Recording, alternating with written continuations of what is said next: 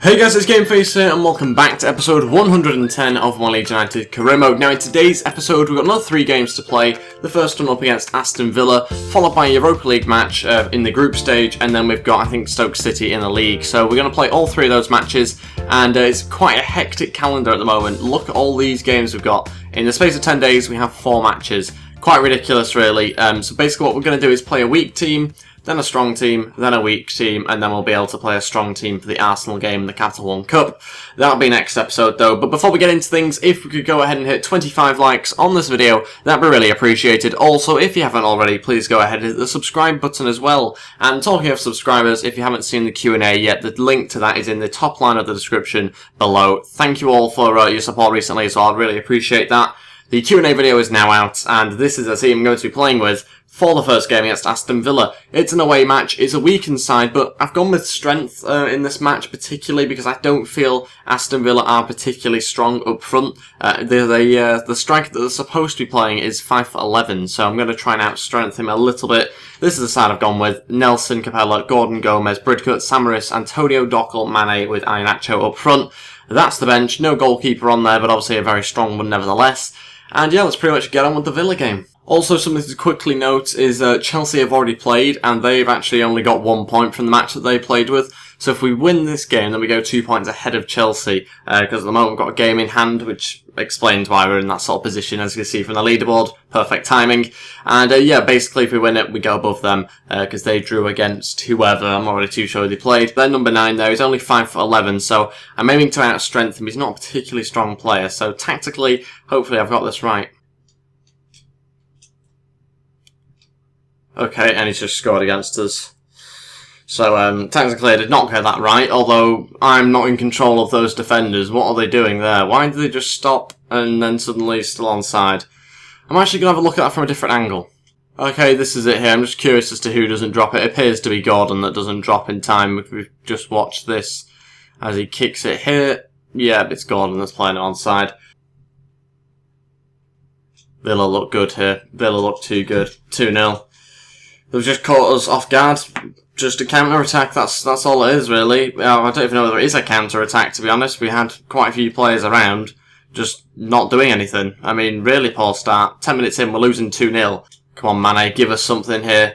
Iheanacho on the edge of the box, give us a goal. He has done, 2-1. About time Iheanacho delivered in a match that he started in. And we're just under 15 minutes in. There's been 3 goals already. It's a crazy match so far. And it's, in the end, intercepted, but 1 back here. Mane to shoot. Will he score off the post? Dockel going to try and play through to Samaris, who's made a run. Samaris to shoot. Oh, it's 2-2. What a hit. You know it was going in straight away as soon as he hit it. 2 minutes before half-time. We're back in this match. Not particularly deserved. We've not done loads. We've only really had a couple of shots, to be completely honest with you. But we've taken them. That's the main thing. Edge of the box. Smashes it in. We'll take that 2-2. Oh, it's backheeled to Dockel. 3-2. It's not even half-time yet. What a turnaround this has been. From 2-0 down to 3-2 up, and it's not even half-time. Fantastic little backheel. Wasn't really expecting this chance to develop, but it's brilliant play. Bridcut just trying to find a little gapper. Backheel. Dockel, first time. 3-2. Fantastic. Just before half-time. And it probably will be the last sort of chance of this first half. And it is half-time. Wow, we were 2-0 down after 11 minutes. Now we're 3-2 up after 45. So we'll keep the team the same. We won't make any changes just yet. But the changes will probably come quite quickly. I'd imagine maybe 10-15 minutes in.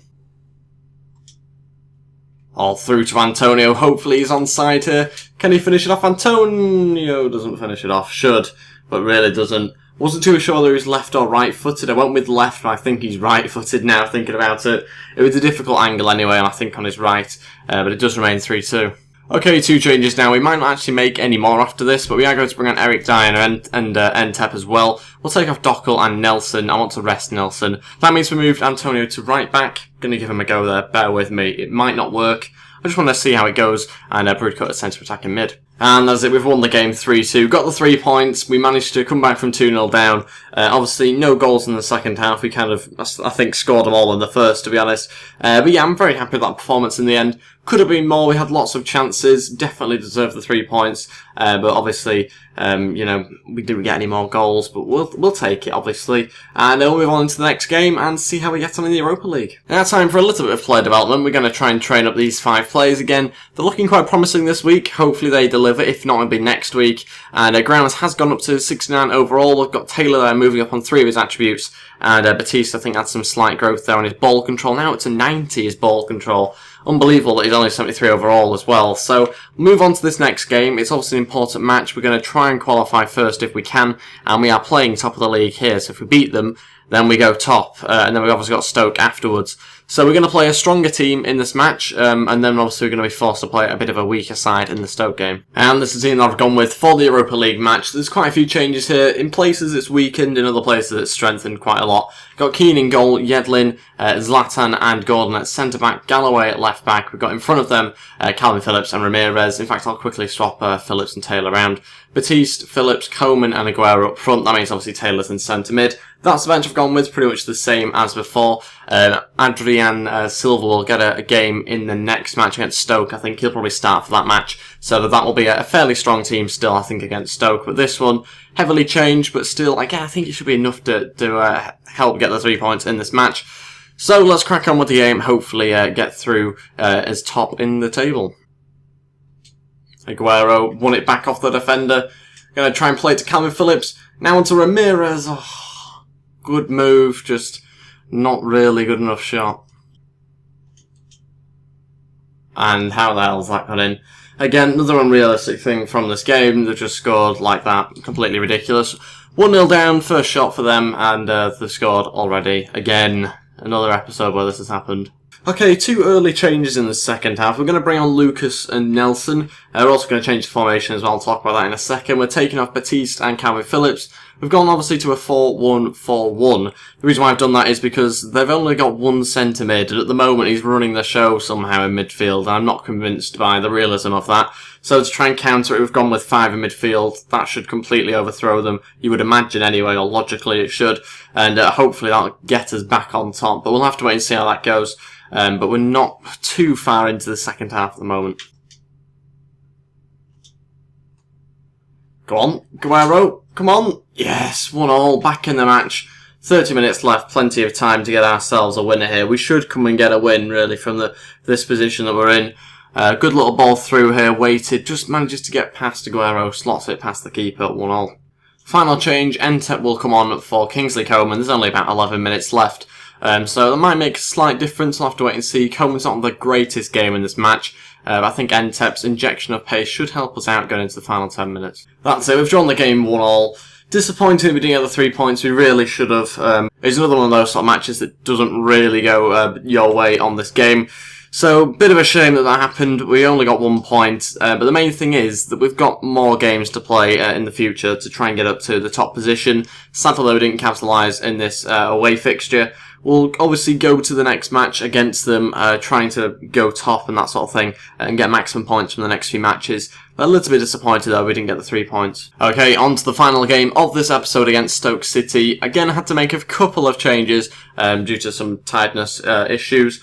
We basically got the Carmine at right back. Keane's obviously in goal there as well, as you can see. Zuma, Capella, Gomez, Bridcut, Samaris, Williams starts, Dockel and Antonio, the other players there as well, and Silva up front. That's the bench, pretty much the same as usual when I do a bit of a weakened team. And yeah, let's find out how we get on against Stoke. Tough match this one, away game again. We are currently top of the league and hopefully we can stay there from this match. Okay, Stoke City are worryingly playing it round really well. They're almost bullying us here.